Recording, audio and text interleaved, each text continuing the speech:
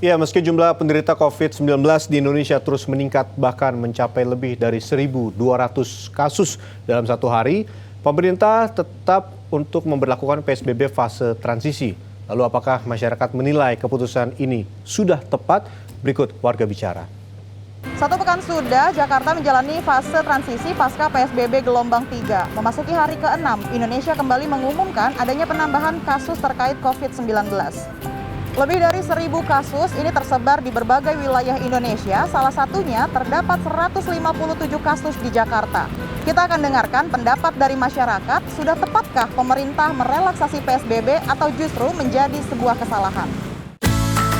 Mas, ini kan jumlah COVID-19 menambah nih. Nah, dari Masnya sendiri, takut nggak sih atau merasa khawatir nggak sih? Dan alasannya kenapa nih, Mas? Alasannya sih pasti khawatir dikarenakan kan melonjaknya lebih tinggi dari sekarang, hampir 1.000 per hari kan. Sebenarnya takut sih, tapi ya mau gimana lagi ya, karena kita harus dituntut aktivitas. Tentu cemas ya, soalnya kan jumlah angka penderita ODP maupun PDP kan jumlahnya bertambah gitu, tiap hari tidak makin berkurang tapi justru tambah seperti itu. Cemas sih ya, soalnya juga jadi takut kena. Ya, saya usia udah tua ya, gampang terkena penyakit juga, jadi ngeri banget gitu loh. Karena semakin bertambah peningkatan ini pasien positif COVID-19. Kalau dari Masnya sendiri nih, protokol kesehatan seperti apa yang diterapkan supaya terhindar dari COVID-19 nih, Mas? Untuk protokol yang pertama ya mungkin dari masker, hand sanitizer, dan untuk kontak paling sesama jaga jarak lah yang paling penting, udah sih yang itu aja. Untuk diri sendiri tuh pakai masker, rajin cuci tangan, dan kalau bisa sih jaga diri aja sih dari sekeliling orang-orang. Yang pertama yang penting tuh masker, terus habis itu hand sanitizer.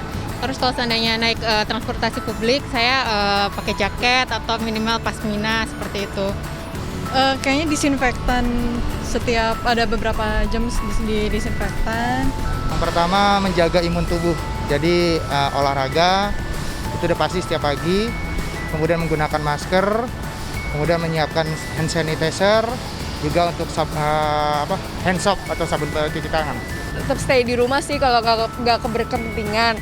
Terus tetap pakai sanitizer sama masker. Terakhir, menurut Masnya, sudah tepatkah langkah dari pemerintah untuk melonggarkan PSBB di tengah melonjaknya kasus positif COVID-19 nih, Mas? Untuk saat ini sih masih belum waktunya untuk dilonggarkan lah. Menurut saya sih mungkin 2,5 bulan, hampir 3 bulan itu pemerintah udah edukasi banget Pak ya, buat seluruh warga Indonesia.